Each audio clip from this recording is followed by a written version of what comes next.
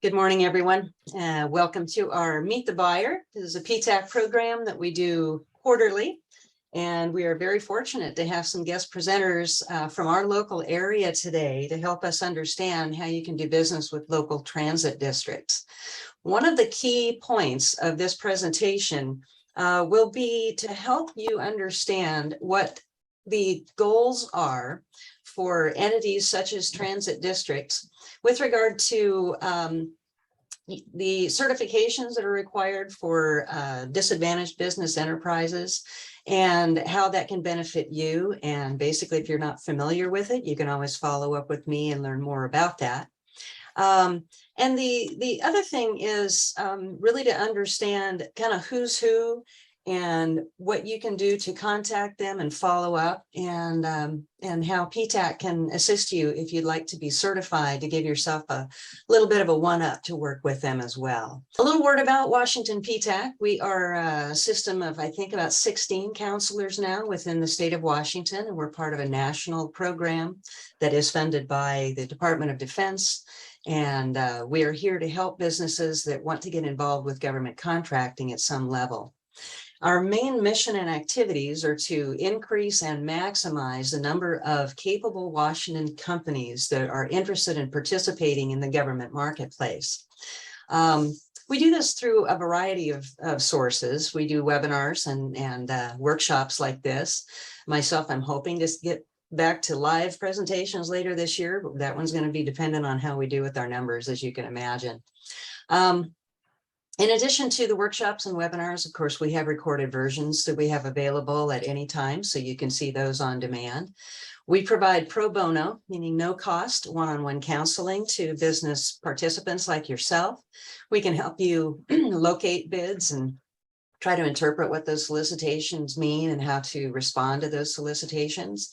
We can help you register in vendor registration sites, and we can assist you in determining whether or not you may qualify as a certified small business in a specific area. Of course, we can help with capability statements, which are used to market to the government, post-award assistance, and most of you are aware of our bid match service, which there is a slight fee for that one, but the investment is well worth it. That's an entire year subscription to have emails and solicitations come direct to you. If you're not familiar with it, feel free to let me know, and I can follow up with you individually and provide more detailed information on that. You will be provided with this slide, so you have a link to know who your closest PTAC partner is. As I say, we are all over the state of Washington. The majority of our staff are on the west side. I have myself here in the Tri-Cities. I work with 7 different counties in southeast and southeast and central Washington. I've got a colleague up in Spokane, and of course, all of us are connected at all times. We have the ability to refer you to a colleague that has an area of expertise that may be better in a specific area than I do, and they refer people to me if I have expertise in an area that they feel would be beneficial to share. So when you work with PTAC, you're not only working with me, you're working with an entire team throughout the state and throughout the nation to help you succeed in government contracting. A couple of upcoming events I wanted to share with you today. I have my monthly PTAC SBDC Small Business Roundtable. It's an informal workshop, kind of like this. We do these virtually. So those that are maybe very new to government contracting or have no idea if they are ready for it, they might need some assistance getting their business plan organized and ready to rock before you come into the government arena. So that's an opportunity to learn more about what SBDC does and how we partner together to help businesses succeed. And we are bringing back our Procurement Power Hour. It's been almost a year since I've been able to have that. And I'm proud to say we do have a sponsor for that program. And I'll be starting that out on August 11th. If you'd like to look at our calendar and register for that. That currently is slated to be a live event in our Bechtel boardroom right outside our Chamber of Commerce. And depending on how things go with our numbers, COVID stuff and limitations that I may be under that may change. So kind of keep an eye on emails and updates from me as we move forward. I believe the topic of that power hour is basically going to be kind of reorienting and welcoming you back to the power hour so you know what it is, and it's a wonderful networking opportunity. And the topic I'll be covering is, hey, what's up with Sam? Because that's the biggest question that comes my direction and our direction at PTAC, and has since April when they made the changes. So again, that'll be an informal conversation, a slight presentation, short presentation at the beginning to help you get some information. It's a wonderful opportunity to network and learn more about what we do at PTAC and what's happening at Hanford and all kinds of things. So feel free to join us if you have the ability to do so. So like I mentioned, the primary reason that we are having the transit district talk to us and get the word out about what they do is to help you understand their DBE goals. And this is part of outreach efforts because they want to make sure that our communities know and the small businesses know that they're doing everything in their power to meet the diversity goals that are required for state and some federal entities. And so I just wanted to briefly go over DBE for those that aren't familiar with it. This information may be helpful, maybe something you want to consider. And if you're not sure if you might qualify, if you want more information about how to qualify. And I also have a couple of colleagues that are new to our area that actually share some office space in our chamber now, and they are with the Office of Minority Women's Business Enterprise. So being the kind of facilitator and bringing people to the table that I am, I worked hard this last year to bring that to our community. That has come to fruition. I've met the young ladies that are working there, and they're there to help you directly with these certifications if you'd like to do that. So I feel we're even more empowered here in Southeast Washington than we ever have been. And I look forward to helping you by connecting you to those people if that's what you would like to do. So basically the Washington State Office of Minority and Women's Business Enterprises, or OMWBA, as we call them, they certify businesses like yours. Businesses that are owned and controlled by minorities, by women, and other individuals that are considered, quote, disadvantaged in the eyes of the government. Not to be derogatory in any way, but it's a way to kind of level the playing field for those that own businesses that are of a specific heritage, background, tribal, female, veteran, minorities. They have different categories that can help one qualify for the program. And I would highly recommend that you consider taking advantage of the opportunity for certification if you're interested. Excuse me. The reason they do this is to help increase contracting ops for certified businesses with state and local governments. That link is there available, and that will be shared with you after this event. Pardon me while I let a couple more people into our meeting. Thank you. Sometimes people ask me, why should I bother getting certified? I mean, sometimes these processes are, they take a lot of time depending on what it is you're doing, and you have to gather up some documents to put together to get ready. But I like to clarify exactly why this is beneficial. So some of the reasons why you may consider doing this is if your firm anticipates working with state agencies, you're interested in working with local governments, school districts, public universities, for instance, that is one reason to get certified, because they have those goals. Federally funded transportation projects, such as the gentlemen that are presenting today, they have mandatory goals for participation of certified firms. And that's one of the main reasons we wanted to have them come share their information with you today. So hopefully we see a win-win after this presentation, not only for the business, but for the transit district in meeting the goals that they have set for them. State agencies and colleges, like I mentioned, they have supplier diversity goals, as do some private companies that use the OMWBA certified firms to fulfill their supplier diversity goals. It also increases your business's marketability, because agencies and prime contractors can go to the OMWBA certified firms directory in their centralized database and find you. Dependent on what you do, it's a really good way to get your name and your information out there. Excuse me, much like SBA's dynamic small business search. So it's an excellent thing to do, and hopefully you will take advantage of that opportunity after we present this today. This will be provided. It's some information on how to create an account and then start your application for certification if you're interested. And also a list of some information that you'll want to review. Make sure you have some documents at hand when you sit down to do that application.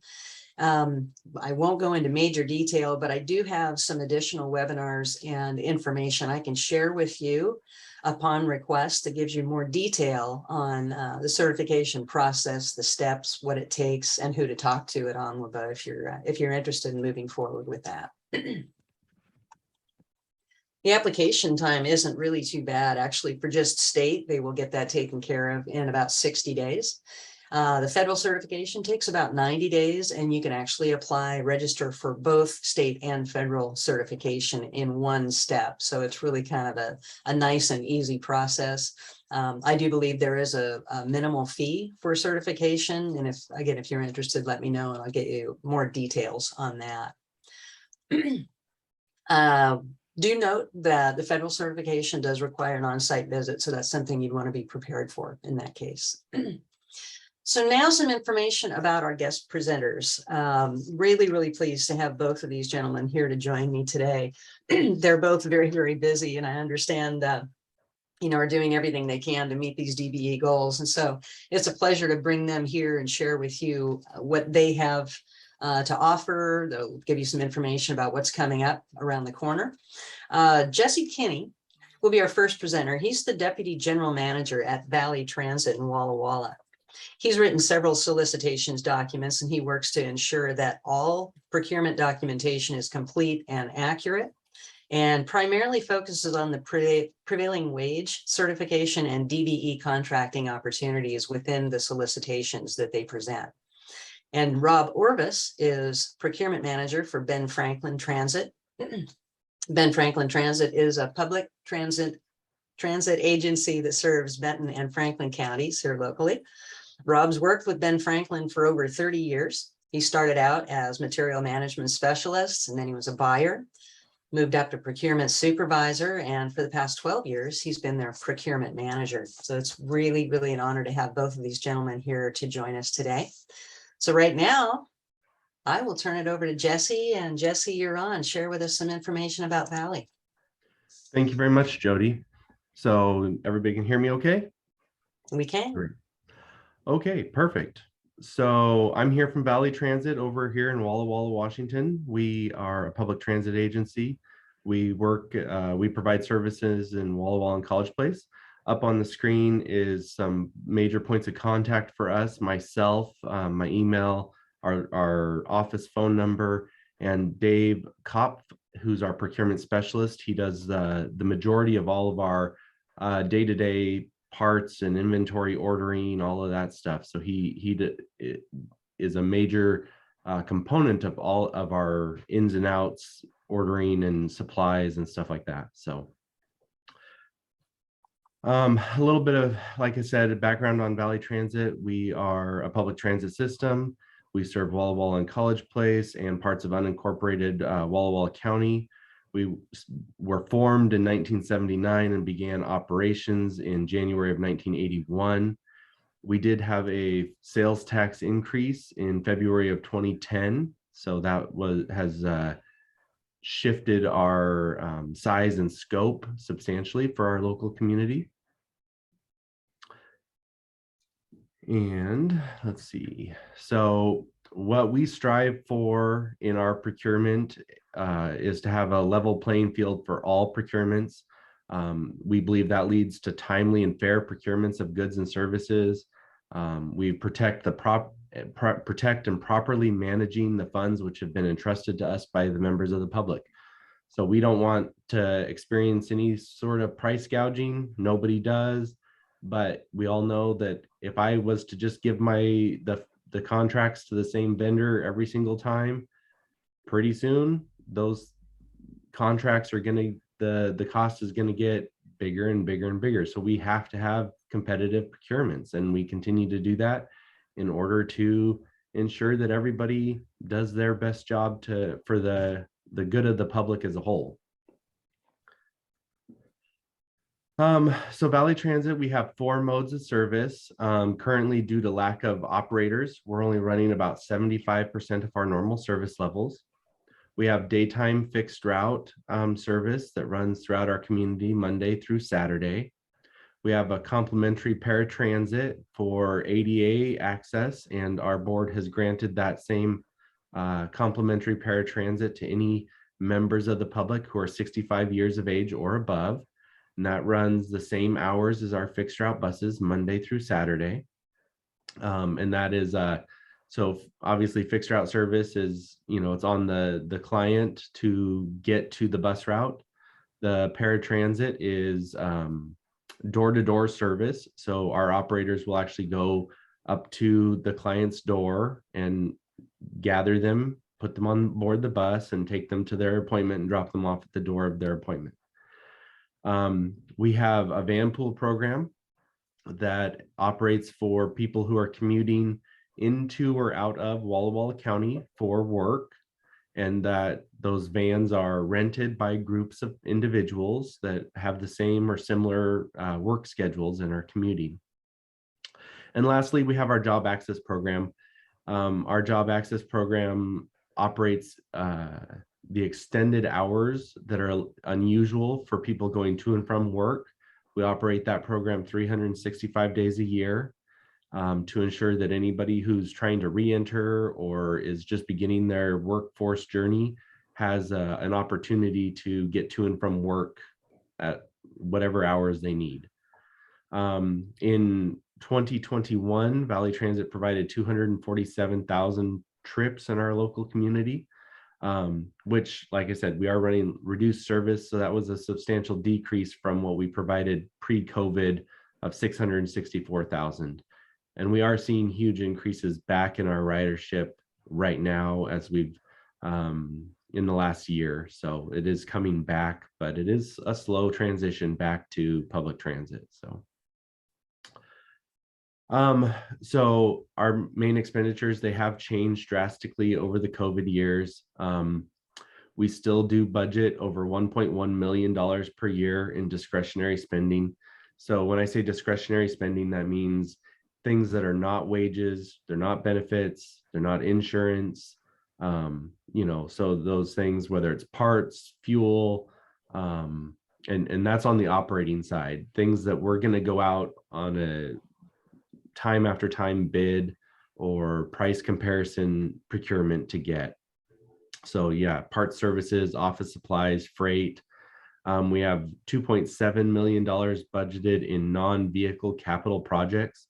Obviously, bus procurements are a little bit different, but we do have lots of upcoming concrete construction, building projects like I said, to the tune of $2.7 million. So we'll be going out for bid on those over the next several years as those projects come up for us. So we currently have one DBE vendor that, although we're not using our federal funds to procure from them, we have created that relationship. They're in our area and we use them for office supplies commonly. We would gladly work with anybody. But because they are a DBE vendor, we do focus on always making sure that we include them in any pricing and stuff. And we're currently expending anywhere from $11,000 to $15,000 a year just in office supplies with that vendor. So I mentioned some of our non-vehicle major projects. So this year we have a security fence for our entire facility. So it's going to be a chain link fence. It's going to be construction of all those components, gateways, and we are doing concrete and paving work to improve our ADA accessibility. Next year, we have planned to do an expansion to our bus storage facility. So that's a lot of construction. Again, it's going to be a building, concrete, all the electrical, plumbing, all those components on the construction side.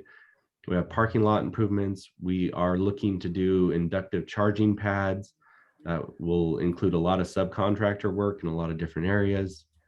And then just as a local project on our own main facility, We're looking to do some energy efficiency upgrades. So we have an old building. It's like a 1940s building with old glass, old doors, old insulation. And so we're going to have a lot of components of remodeling our facility and in 2025 a roof renovation as well. So those are just some of the, over the next couple of years, some major projects that we have coming down the pipeline that are non-vehicle capital projects. There's going to be a lot of people involved, a lot of agencies, services, consultants, engineers, architects, you know, a whole gambit of agencies. And so the more we can look to our DBE partners in the area, the better that is for them, and the better that is for Valley Transit and our procurement goals. So talking a little bit about our purchasing policies, we have 3 levels of procurements at Valley Transit. We have micro purchases, small purchases, and then our sealed bid levels. So our micro purchases are any purchase that will have a total value under $3,000, and we have to ensure that it is fair and reasonable, and that can be any level of assurance that we deem reasonable. So it could be that, you know, I walked through Walmart and saw that a widget cost $5, and I went on my DB vendor site and they have it listed for $5. Well, that's fair and reasonable. I can notate that and I can make my purchase. There's no set number of vendors that we have to reach out to. And so it's a much quicker, faster procurement. Our next level is our small purchases. That's $3,000 up to $60,000. We do that by a written quote, or even catalog pricing, something that's published pricing, so that we can certify that we've compared those prices. We look to have at least 3 vendors on any of those procurements. And once we've confirmed, you know, by written quote, the lowest price, then we will award that and place the order. And finally is our sealed bid process, where we will publish a scope of work, a sample contract, all of the components and clauses that will be included. And we will publish that, give vendors opportunities to come on site, do walkarounds, see what the work is, all of those levels of things. And then we will receive back bids. They'll be sealed. We open those publicly and announce all the vendors that have bid and what their overall pricing is, and then we'll score them and make a final decision. And those are generally for us. We provide those to the public via our local newspaper, public journals, or stuff like the Seattle Daily Journal of Commerce, as well as any local plan centers, construction centers that we know of. We will send those out, so they'll be available as many places as we can. If we are aware of an agency, DBE or otherwise, that is interested in something from us, you know, if you were a concrete vendor and you just told us, hey, I'm interested, we keep that on file. We will send you those RFP documents directly. If we're aware of you, we do everything we can to reach out and let everybody know that, hey, we have a project going on. So Jody spoke about the DBE certification. So Valley Transit is a recipient of the Federal Transit Administration, FTA, operating assistance. And so the FTA funds require that Valley Transit has a DBE program, which ensures that we attempt to spend a specific percentage of all of our FTA discretionary funding to DBE businesses. Now, there's a whole process to set what our goal is, and it really matters how many vendors, agencies are certified as DBEs in our area to set that goal. So it's based off of a percentages of available and willing DBEs of the total vendor population. So if we had 10,000 concrete vendors and none of them are DBE certified, the goal setting process would still have Valley Transit having a 0% goal because there are no willing and able DBE vendors.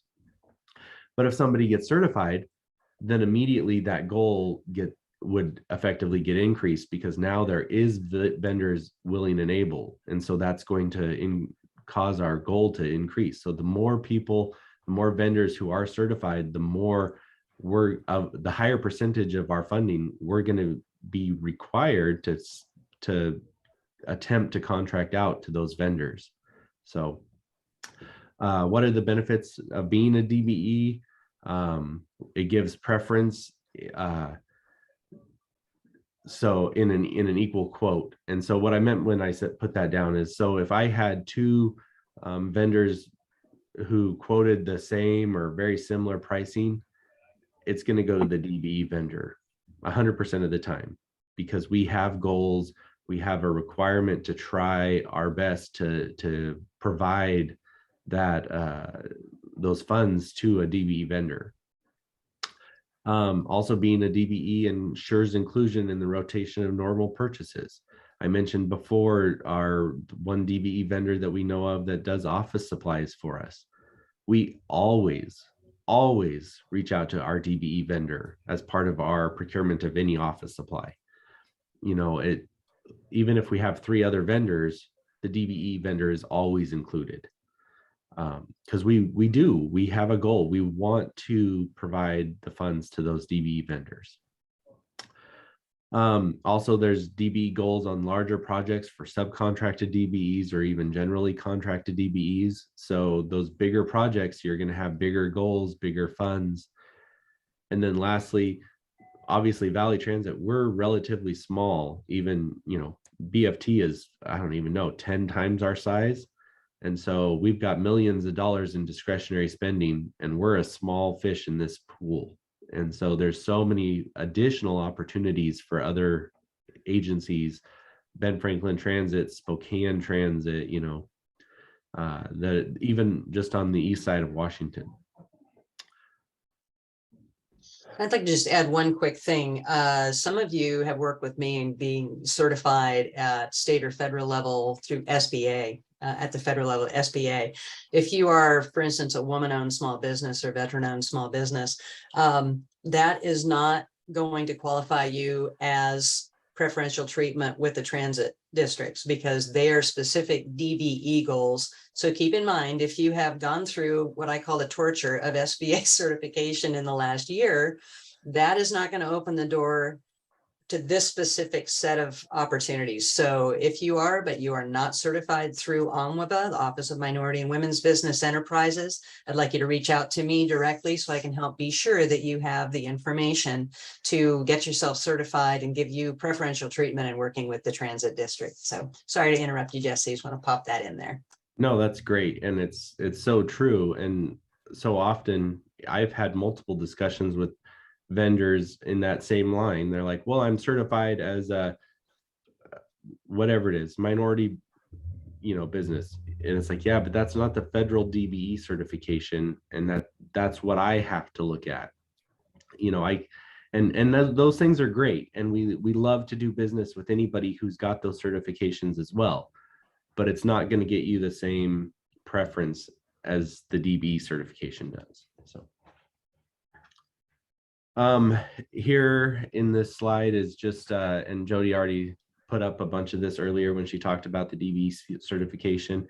In Washington State, we have a centralized certification process through OMWBA, and that's a unique thing about Washington State. There's only, I believe, a couple other states that have a centralized certification system. Most states require all of the potential agencies to do self-certification within their state. So, you know, if we were in Wyoming, Valley Transit might certify its own DBE vendors. But in Washington State, it's all done through the Office of Minority and Women Business Enterprises. So they handle all of that on behalf of all of us that look for DBE certifications. So. Thank you so much, Jesse. That's the end of his slides. Now we'll move forward with information on Ben Franklin Transit.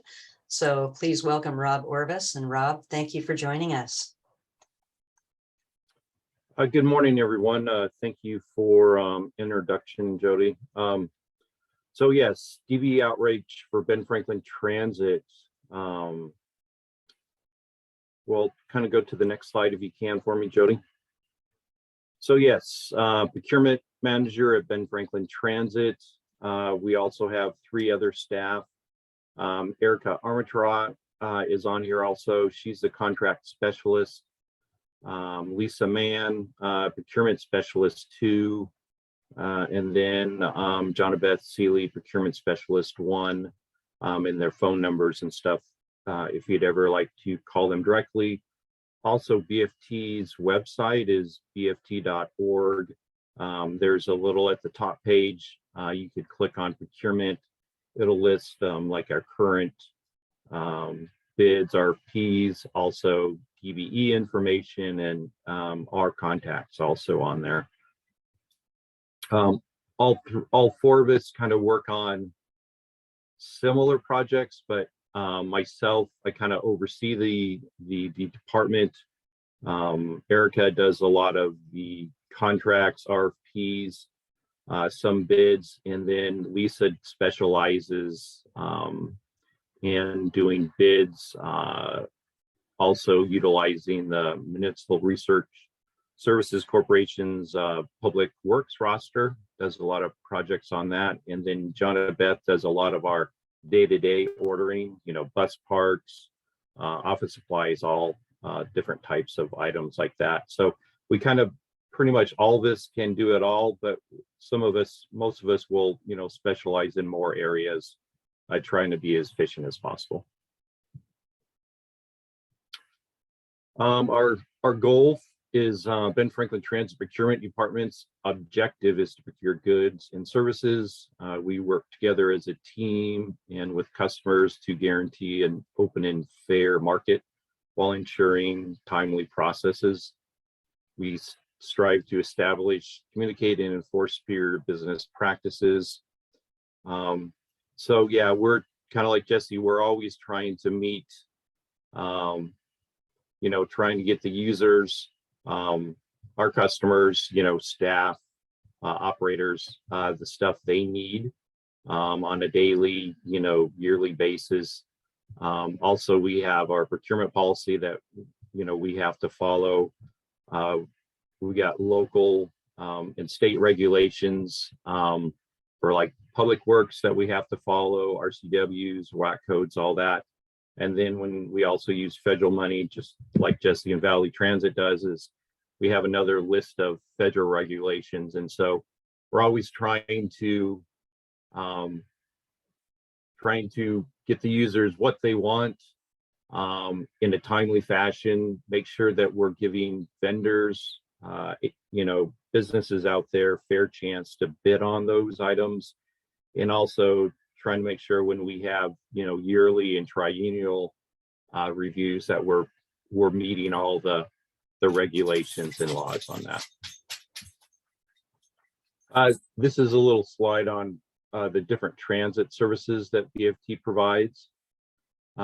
We provide fixed route bus service, also dial-a-ride, which, like Jesse was talking about, it's picking up ADA qualified riders. ADA stands for American Disabilities Act, certified riders, to pick them up the door and take them to, say, could be the grocery store, it could be the doctor's office, whatever they need. Also, we have van pool that a group of people will get together and lease, rent out a van for getting back to work. And then also Connect is a newer service for us. Connect is getting people from, maybe they're not close to a bus route, and what it'll do is you could call them and make reservations. They'll pick you up at your house and take you to the closest transit center, where then you can get on a bus and finish your route. So it's a lot less expensive to have the Connect service, pick people up on some of the off the main routes instead of adding bus routes sometimes. Sorry about that. BFT, can you go back one? Thank you. We operate 18 fixed routes, 7 days a week. We have our listed service hours down there for different services. Over to the right, you can see most of our ridership, almost 80% is on our fixed route buses. And then our van pool is around 10%. We only currently have around 90 van pools, or I think it's up around 100 now. But like Jesse was saying, we took a large hit during COVID also. I think we had probably over 300 van pool vans prior to COVID. And then since a lot of people working from home, that was reduced down to like 45. So we're definitely gaining, but we have a ways to go yet also. Next slide, please. And this is just showing our service area, Ben Franklin's Transit Service Area. We were formed in May of 1981. We serve Benton and Franklin counties and also a number of cities. So we have a large number of board of directors, that sits on our board, West Richland, Prosser, Benton City, Richland, Kennewick, and then we have commissioners from Benton and Franklin counties, representing all the different cities and counties. And then this is kind of our current bus map network. As you'll see, we have a few different transit centers around the Tri-Cities, Benton City, Prosser, that people could get to those transit centers and get on different buses going, say, to Pasco or Kennewick, different routes.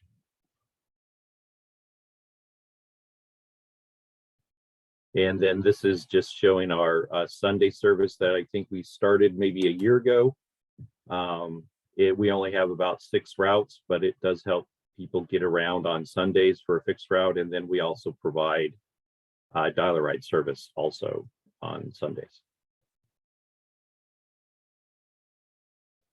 And this is kind of showing our funding sources, revenue. So sales tax, estimated for 2022, we'll receive a little over 13 million in sales tax revenue.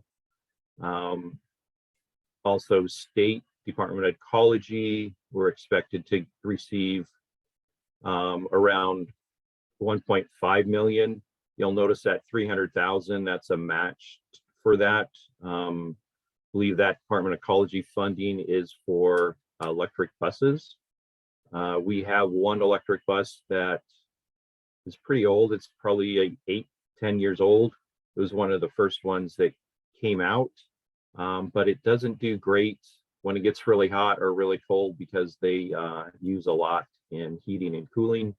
We're hoping to, we're doing actually an analysis to see what the best route would be for moving forward to all electric buses, different styles out there. We're also getting special needs funding of around 2.4 million from the state.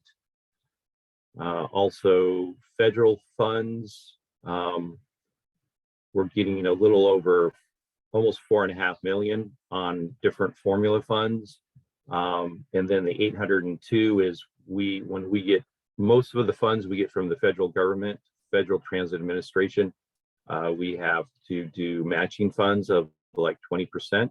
And so that's what that 802 is. And so gives you an idea what we're working with is around 36 million for 2022.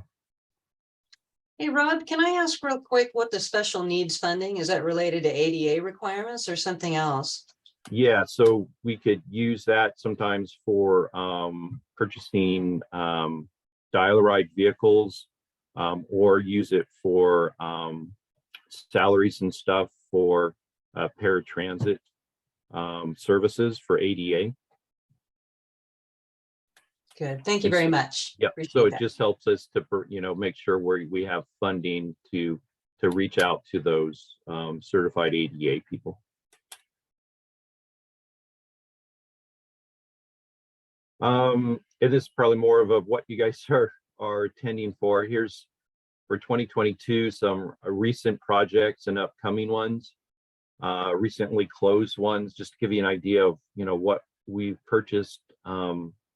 We've been extremely busy the last couple of years, and it looks like we're going to be extremely busy the next 2 or 3 years. But for example, HVAC upgrade for our administration building, updating and replacing cameras for fixed route buses. It's becoming really useful to have cameras in our buses with increased ridership. And unfortunately, we have issues sometimes with riders. Also, they're great to have if there's an accident or something like that. The Richland PD or Kennewick Police Departments, they'll usually ask for a video of the cameras and stuff like that for accident investigation. We're looking to update our run cutting, scheduling run cutting management software. That's to help us to look at our fixed route bus routes for timing, for pickup, drop off, how they interconnect. We have some older bus stop shelters that need to be painted and redone just because of normal wear and tear. So we're looking to have those repowder coated, cleaned up.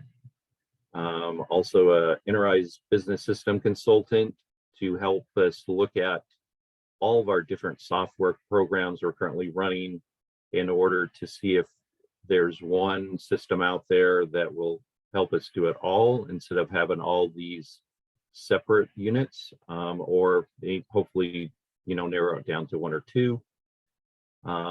We're getting ready to in final evaluations for a construction management services firm. Hoping to be awarding that to a DVE firm, but we'll see. I'm not an evaluator, just in the process, but we've got some good interest from a local DVE firm for the construction projects that are coming up.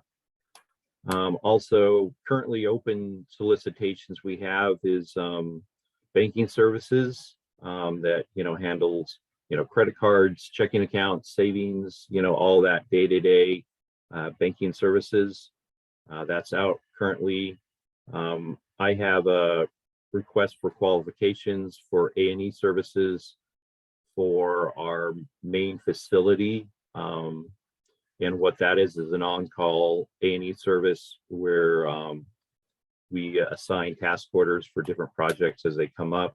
Like we're looking to build facilities, maintenance building in the near future, update our maintenance building. And then they usually have subcontractors.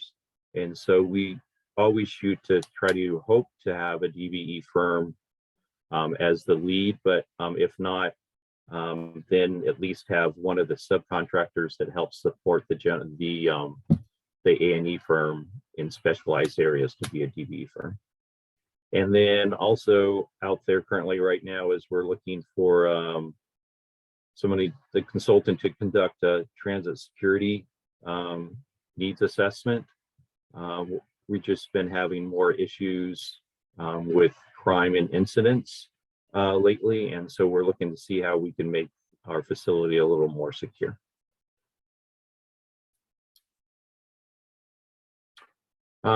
Just go real quick through these. These are 2022 and 23 upcoming projects. We're looking to put a bid out hopefully the first of next month, I believe, for a new operations building. It's going to be a 2-story building. We do have a pretty good try to outreach to DVE firms and list the bid on the let's see, Washington State Minority Business website, as both Jody and Jesse talked about earlier. And we always hope if the general contractor is in a DBE, you know, there's all sorts of subcontractors that work with them, and hopefully we put in a goal for that also, to get a DBE under for a subcontractor or the general. But you know, at those public, let's see, what am I trying to say? When we have our pre-bid meetings, to, you know, have place for contractors to ask questions about the bid, you know, that's a good place for subcontractors, DBE firms to, you know, talk with the general contractors, to, you know, and say, hey, we're interested in being a sub. So we try to set that up to make it as easy for subcontractors, smaller firms, DBE firms, to get with the general contractors. Also, we're looking to build a new transit center out in Queensgate. That's out in Richland. A software tool for public records tracking request. We've been getting lots and lots more of those lately. We have another AC upgrade in our server room in our admin building. Mobile command vehicle. So we're looking to take like a cutaway vehicle and put a couple of stations in there for people that can dispatch buses, dial-a-rides. And so in case we have something happen at our MOA, or for instance, you know, when we provide such service for the Benton Franklin County Fair, they could be actually out there on site and help direct the buses coming in and out. Also, we're looking to add a second paint booth to our facility because we're so far behind, and in the number of vehicles we have, we just don't have enough. The one paint booth just isn't able to handle the number of vehicles that we've gotten up to over the years.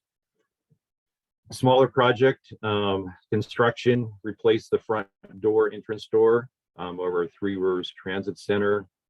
Kind of ongoing services, all oil water separator clean out of our catch basins.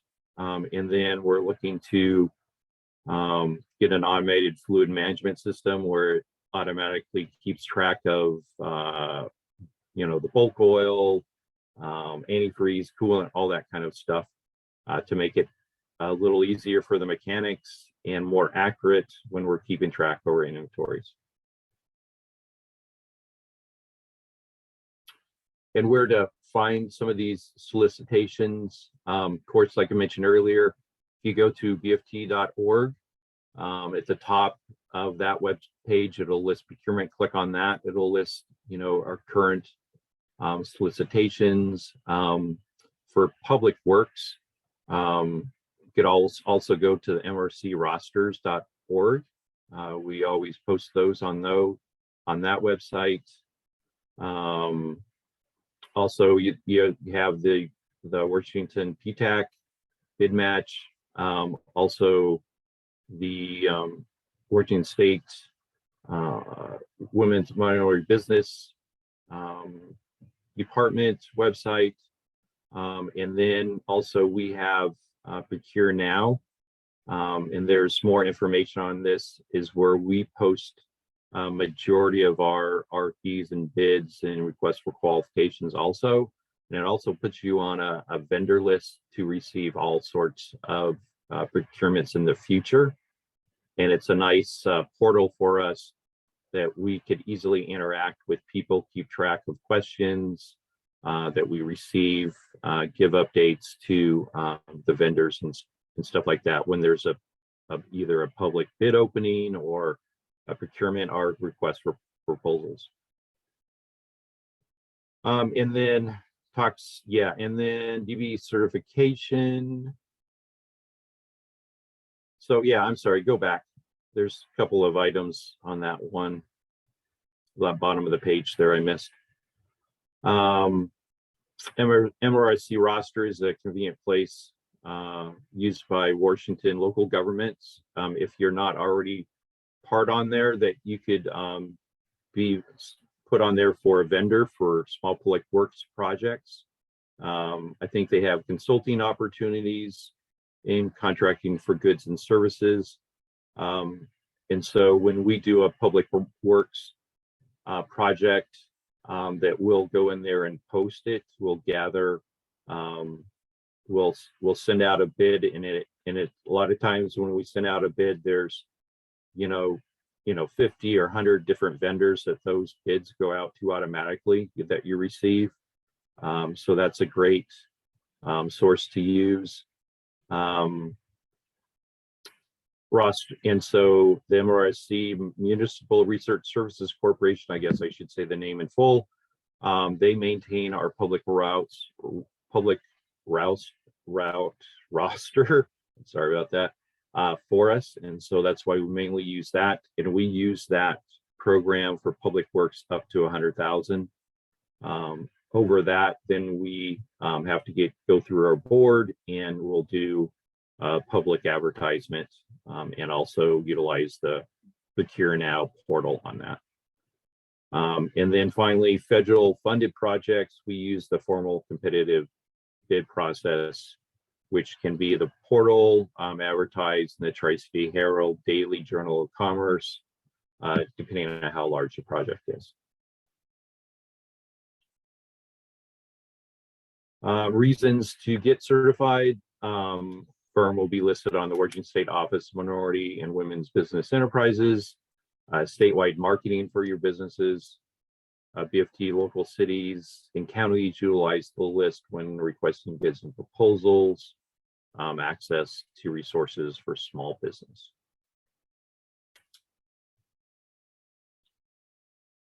And then I think you saw some of these before, but yeah, additional, the website is great. Washington State Office of Minority Women's Business Enterprises is a great source. And their direct number also, phone number. And then future outreach meetings, we try to have them every year. So summer of 2023, we'll have updated project list, DB and small business information. And I guess that's it for the presentation. And I appreciate it. Thank you very much. Thank you so much, Rob. A lot of really, really good information, excellent guidance. The links are very much appreciated. With regard to the outreach, I think we'll be working with MRSC in the coming months too. So kind of keep an eye on our PTAC, the calendar, things coming up, something I just heard about yesterday. I don't know enough to share it all with you right now, but rest assured there's some pretty major information that will be coming out to help you learn more about working with MRSC, public works projects in particular. So we'll keep you apprised of that.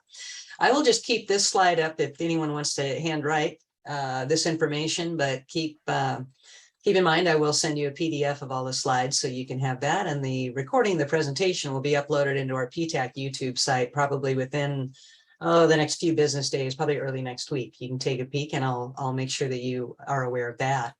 So right now, I'd like to just open it up for some Q&A. If anyone has questions, they want clarification, they'd like to share with Rob and Jesse who they are and what their business has to offer and ask them anything directly, feel free to unmute and do so. I'm not seeing anything in the chat yet, so let's just all kind of one by one politely introduce yourself. Catherine, Ms. Meters, would you like to speak up for us? Yes, I would. I'm Catherine Metters. I work for Planning and Management Services. We are a small business that specializes in cost, schedule, risk, and document management. So my questions are, we are in the Federal Way area, but we're trying to branch out. And so my question to Jesse and Rob is, do you guys look more for local DVEs or would you consider ones on the west side? So I can speak for Valley Transit's procurement process. When we go to search for a DVE, we have 3 standard levels that we use. So if it's something we would normally like run down to the local store and buy, we'll search the OMWBE certification list for Walla Walla County. If it's something that we would buy fairly locally, we then search the listing for Walla Walla County, Benton, Franklin, and Columbia counties, and usually Umatilla County in Oregon even, because that's where we're located. So we search like a 5-county range. If it's something that is fairly local, but we're going to look at it online, maybe we have a local-ish vendor. And then if it's anything that we're just, for all we know, we're going to buy it out of Pennsylvania online or something, we do an entire statewide search for DBE vendors. So for anything that we're just, hey, we're going to go find a place that sells something. It's not something we know. It's not something that we have readily available locally. We always search the state level. So kind of our standard procurement determines the zone that we search for DBEs. But We are more of a procurement. There's no. I said procurement. There's nothing that prevents us from going from a vendor who's out in federal way who wants to do business with us. But our standard searches are based in how we would normally procure something. Thank you. Right, and I would, kind of agree with, the same things with BFT. We're always trying to meet our goal, especially on federally funded projects, and it has been difficult to. I mean, just, the last couple of years, everybody seems like the businesses and stuff have been so busy. If we get 2 bids on a lot of projects, I'm pretty darn happy, to be honest.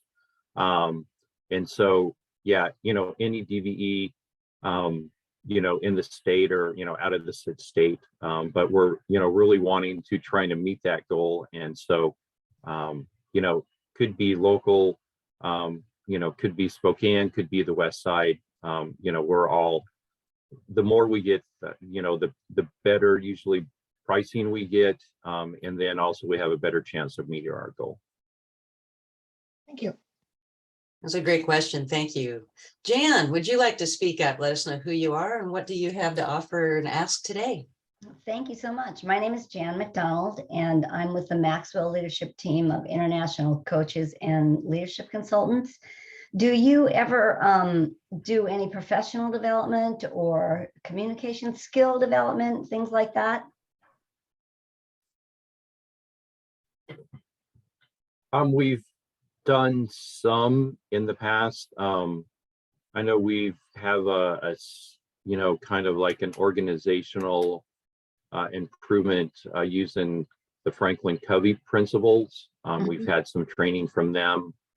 Sometimes we'll reach out for consultants to provide services for maybe project management or maybe leadership for our executive management team.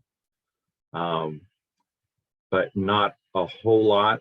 But we are getting a new GM starting actually Monday, and so some of that stuff we may be looking into that, more of that in the future, but not a lot for BFT, I should say.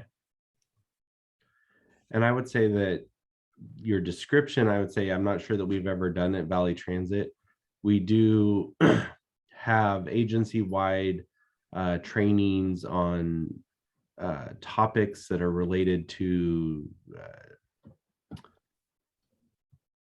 protected classes, stuff like that. So discrimination. And so we use consultants and presenters for all of those type of trainings. We do 1 to 2 per year based off of those, what I consider required trainings or refresher courses. So those kinds of things that may not be exactly what you're talking about, but we do bring consultants in for all of those. We have brought in every about 3 years, we'll bring a consultant in to our board workshop, and we'll do route planning workshop and other board level trainings that's a little bit different. So I don't think that I would say we wouldn't be opposed to hearing more about communication based trainings, or, you know, trying to take what I heard you say as something that I think we probably would be interested in at least hearing more about what you're offering. Great, great. I do a lot of workshops on leadership development, team building, communication skills. I'm certified in DISC behavioral styles. I don't know if you understand anything about that. There's 4 different personality styles. And so I teach people how to communicate with their coworkers or their leadership team according to the style that they would prefer to be communicated to. So if that's something that I could send you information on, I would love to. Yeah, Absolutely. Okay. Yeah, I think that'd be appreciated. I know we have the last 3 or 4 years, our company sends out a 12 question questionnaire to the whole company. And usually communication is one of the big comments that they say that needs to be improved at our agency. Yeah. And we're always striving to improve that. But yeah, that is definitely always on top of the list of items to improve at BFT. Thank you. Thank you, And thank you Jan. for your presentation today. Thank you. Actually, Jan and I are working together on kind of an update on her capability statement. So maybe when she feels like that's exactly what she wants to put out for marketing, maybe we can just have her shoot that over to you guys so you can have it in your file for any upcoming opportunities. Thank you. Would someone else like to unmute and ask a question, or put your camera on so I can see that you have a question? Is it Chris? Yeah, I don't maybe have any questions. I just want to say we currently do business with both BFT and Valley Transit. However, I'm new in my position, so I don't really have a great contact at Valley Transit. So I'm the government sales manager at Commercial Tire. And I deal with John and Beth pretty much weekly at BFT. They're great to work with, and Joe out in the shop, good people. I guess I'd like to ask Jesse, who should my main contact be at Valley Transit for tire procurement? Dave Kopf. So it would be Yep. Dave. Yep. Okay. Okay, great. I'll reach out to him. So I appreciate that. Thank you. Thanks, Chris. Glad you could join us today. Who else would like to unmute and ask a question? I actually have a question. Hi, Megan. Hi, I'm with Epic Land Solutions. I just put my question in the chat too, just to help. But I was just wondering if a contract or a project is federally funded and there's a DBE goal, does that also include SBEs, or is it exclusively DBEs? And then additionally, if it's state funded, could that include SBE, MBE, WBE kind of thing? So if it's federally funded, in order to meet the goal, the firm needs to be at the time of the bidding and need to be a certified DBE firm. When we use state funds, there's no requirement for them to be a DBE firm or any other small business firm certified. So when there's a federally funded project and there is a DBE goal, it's exclusively DBE firms, not SBE. Correct. Okay. Unfortunately, I wish it would include more, but they have to be a certified DBE firm. And what we do is if we get a bid or an RFP, they say they are a certified DBE firm. We go to the Washington State website and verify and print out the information. And then there's, every firm gets a DBE number. And so we'll print that out, put that in a file folder to confirm that they're certified DBE. Unfortunately, sometimes we'll have a general contractor list a subcontractor for maybe concrete, and the sub says they're a certified DBE, but they didn't keep up their certification or something like that. So we have to go in there and verify And then if they're not listed on that website, then we can't count them towards our goal. Got it. Thank you so much. That's a great question. Thanks for bringing that up, Megan. Yeah. And I would clarify too that we talk about federal funding, Rob and I, as the FTA, so the Federal Transportation Administration funding. If an agency, even a transit agency, had federal funding that was coming from someplace else, maybe it's a federal highways funds for some reason or something, those wouldn't have that same DBE requirement. So when we say federal funding, it really is specific to the FTA funding that has the DBE requirement. Mhm. Gotcha. Thank you so much. Just a quick follow-up for that. If you are thinking you might want to respond to a solicitation and your AMOBA certification is coming up, needing to be renewed, keep in mind, this is particularly if you're located here locally in the Tri-Cities area or close to it. We do have representatives. They are business advisors and certification analysts that are working directly with me now, and they do have office space within the chamber. They do also do meetings virtually. So if you're needing that, you're thinking, oh, great, I just turned in a bid and next month I have to renew, feel free to reach out to me. I can put you in contact with one of those analysts. There's also someone that's a little higher up the ladder there at AMOBA that handles those that are currently certified and need some specific support. I can connect you with somebody to try to see if we can expedite doing what you need to do to be able to work with them. So those options are out there as well. Thank you, Megan. Julie has a question. Julie, can you unmute and ask, or would you like it done through the chat?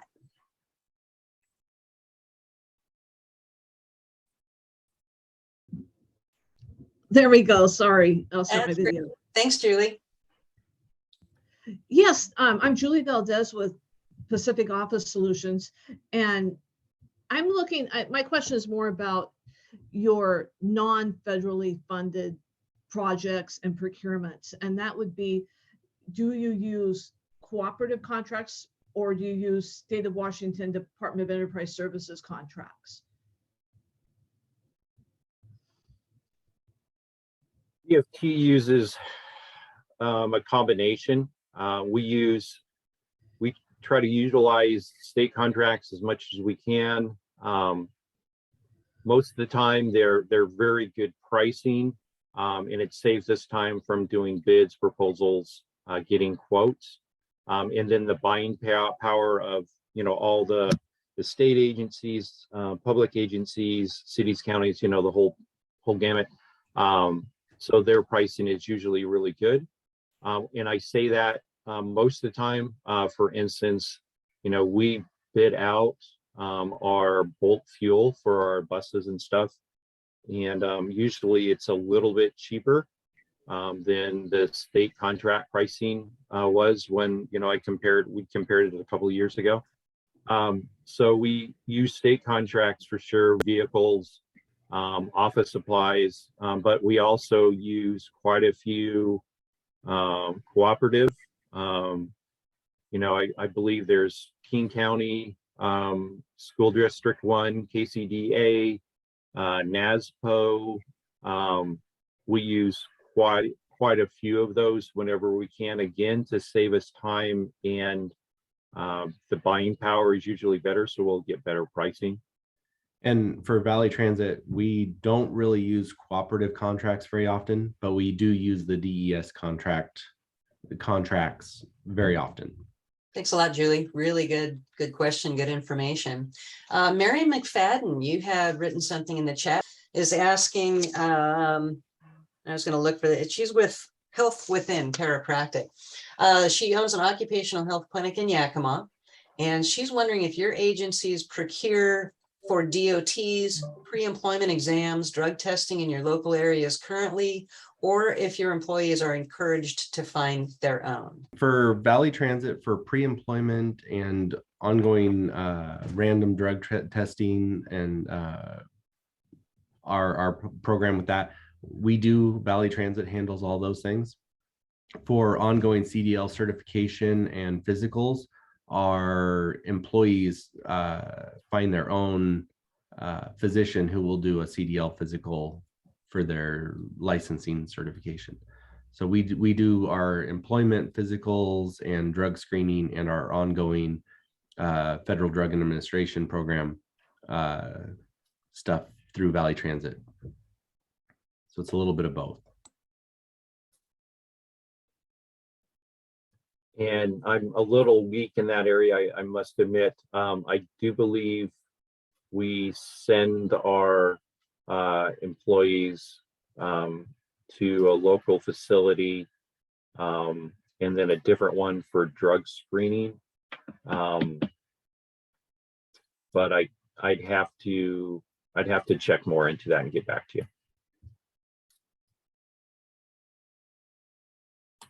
Thank you, Rob. Thanks, Jesse.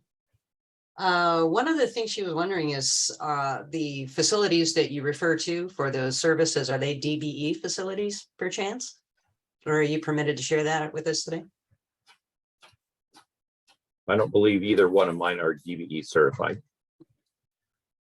To my knowledge, none of them are DBE certified. We use our local hospital for that stuff. So Okay. Currently, not that we would have to, but that is where it currently goes. Okay. Very good. Thank you very much. That was a good question and good things to know, because people kind of forget sometimes they may need to go to their own PCP. Some entities handle that through a contracted provider. It really depends on the entity. So thank you for asking. Let me just thank our presenters, Rob Orvis and Jesse Kinney, for coming in with us today. I personally, thank you, Jan. I'm so glad to be able to provide these Meet the Buyer events, Washington River Protection Solutions, supporting us and continuing this service for all of my clients, our PTAC clients throughout the state, throughout the nation. And for those of you who heard about this and you don't work directly with me, or you like any additional information, I'd open the door for you to contact me directly. So what I'll do is I'll be sending a PDF of these slides out to everyone that was in attendance today. So you'll have the links, the contact information. Again, if you're interested in getting DBE certified and you currently are not at the federal level, then I encourage you to reach out to your PTAC counselor so the person the closest to you can assist you. If you're not able to get the help that you need, maybe they're on vacation or something else, feel free to reach out to me and I can put you in contact with my partners at OMWBA to help you get what you need to be able to work with these transit districts throughout, not just the two here that presented, but throughout the state of Washington.